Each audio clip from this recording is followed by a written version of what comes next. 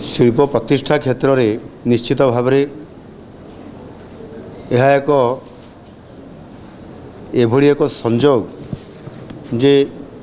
जापानर माननीय प्रधानमंत्री ताकाइची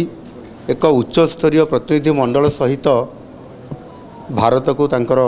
गस्त होइछि एवं एही समय रे गत काली यशस्वी प्रधानमंत्री नरेंद्र मोदी जी सहित आलोचना करी शिल्प और रणनीतिक सहयोग सहित विभिन्न क्षेत्र में 129 बुझामणा पत्र मध्य साक्षरित होइछि। आज ठीक गोटे दिन पर ओडिशा रे जापानर प्रतिष्ठित शिल्प संस्था जेपरिक IHI एवं मित्सुबिशी सहित आमर सहयोग आरंभ होइछि। ये सब कंपनी सहित मेमोरेंडम ऑफ कोऑपरेशन आज ताहा स्वाक्षरित होइछि एवं यह निश्चित भाव में आम ओडिशा पई एक ऐतिहासिक दिन। जापानर बड़ बड़ शिल्पपति एवं तांकर सहित मध्य एथिरे विश्व बैंक भली अंतर्जातीय संस्थार प्रतिनिधि माने मध्य आज ओडिशा रे एभली एक कार्यक्रम समय रे एठी उपस्थित अछंती। निश्चित भाव में यह जरिया रे आमे आम ओडिशा रे अत्याधुनिक टेक्नोलोजी रो उपयोग करी ग्रीन अमोनिया ग्रीन मिथानल प्रकल्प आज आम आरंभ करिया पई ओडिशा रे जाउछंती। SCME और IHI सहित 3टी प्रकल्प पई आज MOC बुझामणा होइछि। ये सब प्रकल्प गुड़िक आमर गोपालपुर एवं पारादीप रे प्रतिष्ठा हेबा पई जाउछि एवं ये प्रकल्प गुड़िक प्रतिष्ठा हेले 67,000 कोटी टंका निवेश हेब एवं यह द्वारा मध्य पाखापाखि प्राय 8,000 रु अधिक एथिरे नियुक्ति सुजोग सृष्टि हेबार गोटे बड़ ये प्रकल्प आसीबा द्वारा आज संभावना सृष्टि होइछि। ओडिशा को विशेष करी ग्रीन एनर्जी क्षेत्र में एक प्रमुख करबा पई आम सरकार आसिला परे ताकू बड़ धৰণৰ एक उद्यम आम जारी रखिछंती। 12टी बड़ बड़ कंपनी ग्रीन हाइड्रोजेन और ग्रीन अमोनिया प्रकल्प को आम मंजूरी बा अप्रूवाल दे सारी एवं सेथिपाई मध्य 2 लाख कोटी टंकार अधिक पुंजीनिवेश आसीबा उपक्रम करुछि एवं सेथिपाई मध्य 36,000 रु अधिक एथिरे जॉब बा एम्प्लॉई सुजोग सृष्टि होइछि जहाँ आम ओडिशार जो नियुक्ति को बड़ गुरुत्व मध्य एथिरे दिया जाउछि। और सेथिपाई ये जो पारादीप एवं गोपालपुर को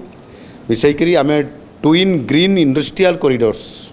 ये तैयारी करूछु जो थे कि ये सब अंचल मानक ग्रीन हाइड्रोजेन रो व्यापक भाव में या को व्यवहार करा जाई परिवो। आपण माने समस्त जानिछंती जे ओडिशा आगामी दिन में भारतर इस्पात राजधानी हेबा पई जाउछि।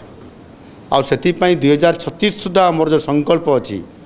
सेथिरे 150 मिलियन टन पर आनम ये क्षमता सह ओडिशा विश्व में ग्रीन स्टील बा सबुज इस्पात उत्पादन रे 1 नंबर निश्चित भाव में हेब। या सहित आमे आज IHI कॉर्पोरेशन और मित्सुबिशी कंपनी को ओडिशा रे आधुनिक जापानी ग्रीन इंजीनियरिंग एवं आमर स्थानीय MSME गुड़िक सेमानकर ग्लोबल नेटवर्क सह जोड़िबा को मध्य आमे सेमान को निमंत्रण करिछु। तांकर सहित मध्य ये आलोचना होइछि एनु निश्चित भाव में गतकाली आमे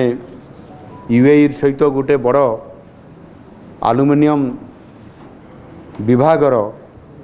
एक बड़ क्लस्टर घोषणा एवं MOU कला परे आज जापान सहित आमर एभली भाव में गोटे बड़ एथिरे जो आमर ग्रीन अमोनिया ग्रीन एनर्जी को लेकर आम जो आज तांकर सहित बुझामणा होइछि। निश्चित भाव में आम जो मेक इन ओडिशा कॉन्क्लेव 2025 रे आरंभ करिथिलु उत्कर्ष ओडिशा माध्यम रे एवं सेते बेले माननीय प्रधानमंत्री जी ओडिशा रे इन्वेस्टमेंट करबा पाई से निजे ग्यारंटर हिसाब रे रही थिले एवं समस्त को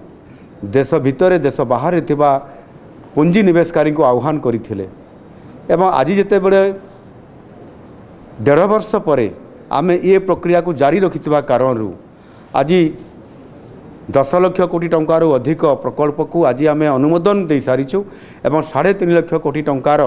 आम ग्राउंडिंग मध्य कर सारीचु जहाद्वारा आम आम ओडिशा रे किभଳି भाबरे आम शिल्प क्षेत्र रे ओडिशा को अर्थनैतिक दृष्टिकोण शिल्प दृष्टिकोण सारा भारत वर्ष रे स्वतंत्रता हासिल करने पाई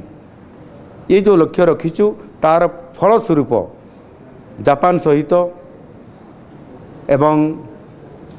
गतकाली यूएई सहित ता पूर्वर अमेरिकार इंटेल कंपनी सहित एवं यही भाव में अनेक कंपनी सहित जिते बड़े आम आलोचना जारी रखिक ओडिशा एक शिल्प क्षेत्र पाई इंडस्ट्री रेडी करने जो क्षेत्र प्रस्तुत आम करूँ से आग को जाऊँगी निश्चित भाव में मुझे आशा करी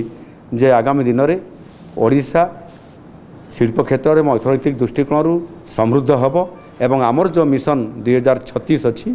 समृद्ध ओडिशा एवं आमर जो लक्ष्य रही माननीय मोदी जी 2047 विकसित भारत बनब से ओडिशा ग्रोथ इंजिन हिसाब काम करिवो ताकू निश्चित भाव में आज प्रक्रियाकरण में मुझे संपूर्ण आशावादी अच्छी ओडिशा समृद्ध हम।